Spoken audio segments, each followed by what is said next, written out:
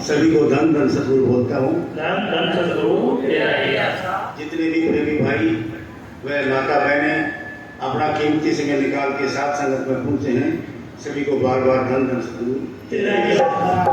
और हम दरोगा साहब व उनके लड़के को भी आशीर्वाद देते हैं कि उन्हें संगत में आकर के उन्हें संगत की बड़ी शोभा बढ़ाई।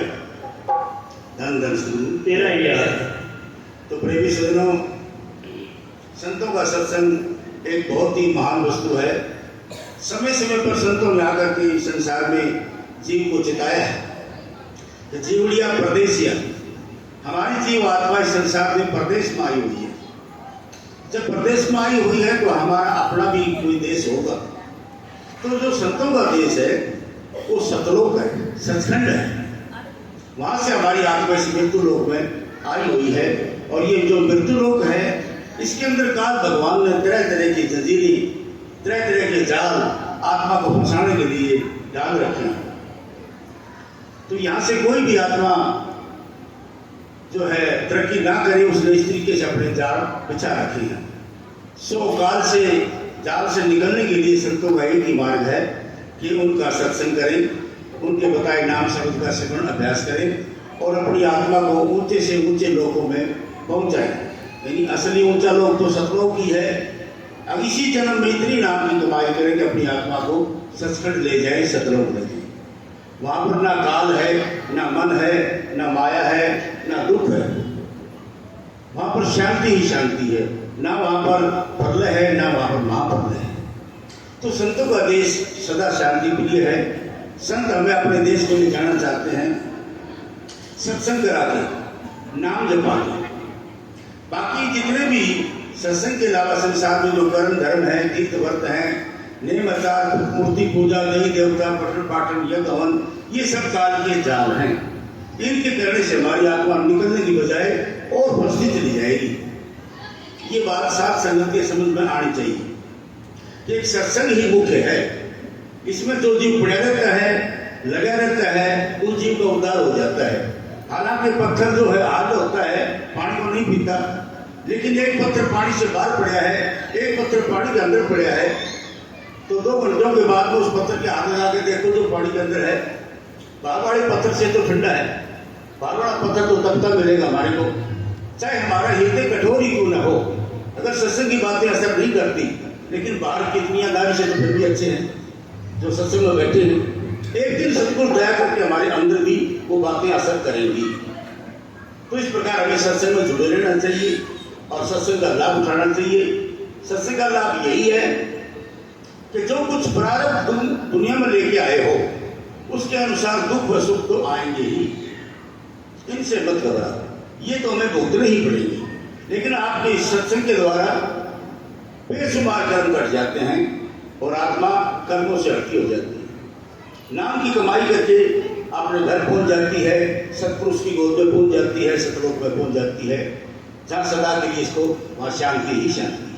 ना वहाँ पर काल है, ना मन है, ना माया है, ना दुख रोग भय संताप। तो संतों का देश शांति प्रिय है, न वहाँ पर प्रलय, न महाप्रलय। तो हमें इस मृत्यु लोक में हम आ तो गए हैं, लेकिन संतों का सत्संग ना छोड़ें, सत्संग करते रहें और नाम जो मिला हुआ है उस नाम की कमाई करते रहें। रात को 2 घंटा सोना बंद कर दो, विपरीत बात है। 2 घंटा रात को जागो और सिमरण करो, सतगुरु का ध्यान अंदर करो और नाम की कमाई करो और नाम का सिमरण करके अपनी आत्मा को शब्द के साथ जोड़ दो। शब्द बिना मुक्ति नहीं मिलेगी। कबीर साहब ने लिखा, शब्द बिना सुरता आंधरी, कहो कहाँ के जाए, द्वार में मिले शब्द का भी भटका है। तो अंदर में जो रास्ता है वो शब्द का ही है। तो शब्द मार्ग से होती हुई आत्मा सतलोक को से या सचखंड को जा सकती है, और कोई मार्ग नहीं है। इसलिए सिमरन तो हमारी आत्मा को इस शरीर से निकाल के, 6 चक्रों से निकाल के आंखों के बीच में लेके आता है। सिमरन की हद यहीं तक है।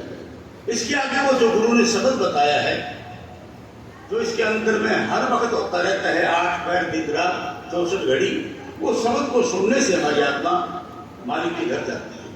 अंदर में 5 शब्द है, 5 मुकाम है। उन 5 मंजिलों के हर एक का अलग अलग शब्द है। उनकी धुनकार को सुनती हुई आत्मा अपने घर को पहुंच सकती है। और यही बात स्वामी जी महाराज ने लिखा है कि शब्द शब्द पौड़ी हम रची, चढ़ के पूछो नगरी सच्ची, सच्ची नगरी सतनाम सतलोक, वहां पर ना काल है, ना मन है, ना माया, तो वहां पर अपनी आत्मा को पहुंच जाएगी। और सार वचन के अंदर ये बात भी लिखी है स्वामी जी महाराज ने कि इस संसार में अकलमंद बुद्धिमान चतुर व्यक्ति वही है जिसने दुनियादारी के कारोबार को अच्छी तरह जांच लिया हो और इसमें सत्य क्या है असत्य क्या है उसको भी समझ लिया हो, तो असत्य का त्याग करके आत्मा को सत्य के साथ जोड़ा और आत्मा को दूर स्थान सतलोक पहुंचाया। वही एक इंसान चतुर है, होशियार, बुद्धिमान है। बाकी हम मूर्खों की तरह दुनिया में घूम रहे। इसलिए सतगुरु का वचन मानते हुए संतों का सत्संग करते रहना चाहिए, गुरु के वचनों पर अटल रहना चाहिए, शराब नहीं पीना, मांस मछली अंडे मछली नहीं खाना, गैर संग नहीं चलना, चोरी जारी निंदा चुगली झूठ तूफान सब छोड़ के तन मंदिर को पवित्र रखना चाहिए, मन को पवित्र रखना चाहिए और अपना कमाया हुआ प्रसाद सके और नाम की कमाई 2 घंटे रात को अवश्य। नाम की कमाई करने से आत्मा बर्बाद होती है। हम इस शरीर को 2 या 3 पेड़ खुराक दे देते हैं, लेकिन आत्मा को कौन सी खुराक देते हैं?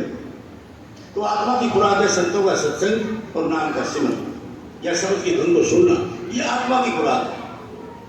हमारा मन और हमारी आत्मा दोनों ही अपने घर से बिछड़े हुए हैं।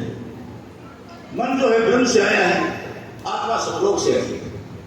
जब ये सतगुरु के बकाए नाम शब्द की कमाई करेंगे तो उल्ट करके मन ब्रह्म में चला जाएगा। मन को याद आएगा कि मैं तो ब्रह्म देश का रहने वाला था, ब्रह्म ही मेरा घर है, तो ये ब्रह्म में समा जाएगा, तो इसकी मुक्ति हो गई और आत्मा इससे फंदे से छूट के सतलोक में चली जाएगी, तब उसकी मुक्ति हो जाएगी। ये दोनों ही अपने घर से बाहर निकले हुए हैं। तो गुरु की कृपा से, संतों के सत्संग से ये कार्य हमारा सिद्ध हो सकता है। तो बाकी प्रेमी भाई को चाहिए गुरु के वचनों पर अटल रहे, नाम का सेवन करता रहे। बगैर नाम की कमाई के कोई भी आत्मा कालजाल से छूट नहीं सकती। देवी देवता पूछ के कोई न उतरे पार, कोई बात नहीं, ये तो काल का खेल है। ब्रह्मा जी, विष्णु जी, शिव महाराज या शेषनाग, ये सब संतों की बुराई करते हैं कि बगैर सत्संग के, बगैर संतों के आत्मा का उद्धार नहीं हो सकता। तो इसलिए हमें संतों का सत्संग बार-बार करना चाहिए। जो उपदेश मिले हैं उसकी कमाई अच्छी तरह करनी। रोजाना अपनी आत्मा को परखते रहो, मन को परखते रहो कि हमारे काम, क्रोध, मोह, लोभ, अहंकार बस में है कि नहीं है, तो अभ्यास में लगे रहो। एक दिन सब शांति मिल जाएगी। धन धन सतगुरु।